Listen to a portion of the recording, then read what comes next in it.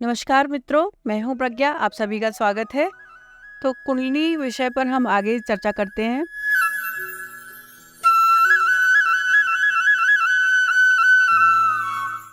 दोस्तों, आगम शास्त्र अर्थात जो शिव जी ने तंत्र मार्ग दिया है, तो तंत्र योग साधना के अंतर्गत ही कुंडलिनी का विषय आता है। अर्थात चित्त के विकास के दो मार्ग हैं, तंत्र मार्ग और योग मार्ग। तो तंत्र मार्ग में सिद्धि का मार्ग होता है। सिद्धि प्राप्ति के लिए ही कुंडलिनी का तेज विकास किया जाता है।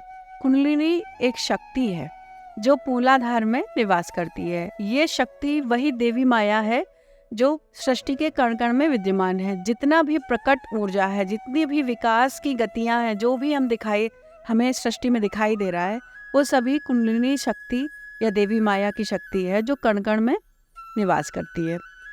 और इस आगम शास्त्र के द्वारा जो तंत्र ज्ञान हमें मिला है, वही ज्ञान कुंडलिनी जागरण का ज्ञान है। तो कुंडलिनी एक ऊर्जा जो मूलाधार से सहस्त्रार तक पर जाती है, उसे ही और तेज करने के लिए हमें कुछ शक्ति का इस्तेमाल करना होता है, जिसे हम संकल्प शक्ति कहते हैं। तो अगर हमारे पास कोई अनुभवी गुरु है तो हमें उसके मार्गदर्शन में कुंडलिनी का विकास करना चाहिए या कुंडलिनी योग की साधना करनी चाहिए। और अगर हमारे पास कोई गुरु नहीं है तो हमारे पास एक रास्ता ये भी है कि हम अपनी स्वतः चेतना की शक्ति से, संकल्प शक्ति से आज्ञा चक्र की शक्ति को बढ़ाकर, यानी कि जो हमारा छठवां चक्र होता है, जो दोनों आँखों के बीच में होता है, उसे हम आज्ञा चक्र कहते हैं। आज्ञा चक्र पर अपनी ध्यान को केंद्रित करके इच्छा शक्ति को बढ़ाकर संकल्प लेते हैं कि अगर हमें अपनी ऊर्जा को बढ़ाना है, कुंडलिनी ऊर्जा को बढ़ाना है, तो शक्ति हमें खुद ही वो पावर देती है कि कुंडलिनी विकास हमारा होने लगता है।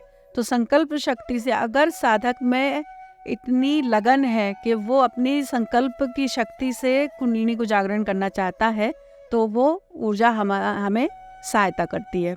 अच्छा, और चित्त का विकास अर्थात हमने बताया था आपको कि चित्त एक प्रकट ऊर्जा है जिसे हम विश्व चित्त कहते हैं। श्री हरि विष्णु का जो स्वरूप है वो विश्व चित्त का ही प्रतीक है। उस विश्व चित्त में बहुत सारे महाचित्त होते हैं।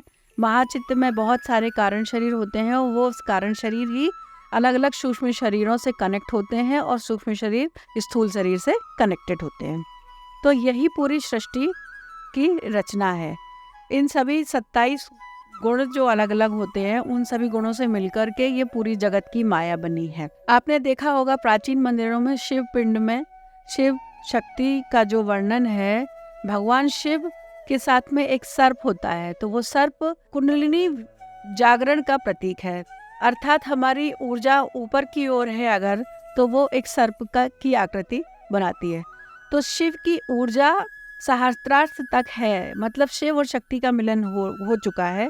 वही सृष्टि का प्रकट ऊर्जा का स्वरूप के रूप में वो मंदिरों में प्रतीक के रूप में बनाया गया है। अर्थात पुराने योगियों ने या ऋषियों ने वो प्रतीक इसलिए बनाया कि ऊर्जा को कैसे जागृत किया जाता है, हम उसके बारे में समझ सकें। तो जो संभावित जितनी भी प्रकट ऊर्जा है वो शिव और शक्ति के रूप में है, और प्रकट ऊर्जा अपने चरम पर होती है तो उसे ही नाग की आकृति में दर्शाया जाता है। तो प्राचीन शिव मंदिरों में जो कुंडलिनी जागरण का प्रतीक बताया गया है, उसे सिंबॉलिक रूप में हमें समझना चाहिए कि शिव शक्ति और नाग के प्रतीक का क्या अर्थ है, संभाव्य ऊर्जा क्या है जो सृष्टि की रचना करती है, विश्वचित्त में विष्णु का रूप क्या है।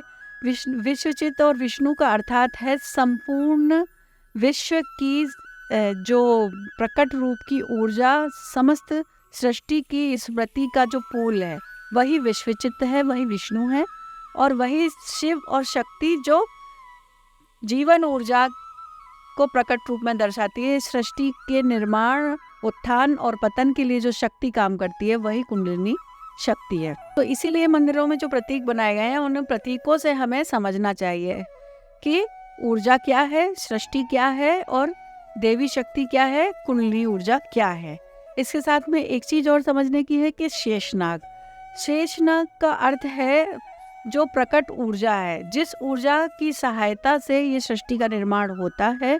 संपूर्ण ऊर्जा में से जितनी भी ऊर्जा बचती है, शेष ऊर्जा को शेषनाग कहा जाता है। तो यूज की हुई संभाव्य ऊर्जा को उस शक्ति के रूप में दर्शाया जाता है और बची हुई ऊर्जा को शेषनाग के रूप में चिन्हित या संकेत के रूप में कहा जाता है। तो दोस्तों, इसी तरह की इंटरेस्टिंग वीडियोस को देखने के लिए हमारे साथ बने रहिए। आप सभी का धन्यवाद।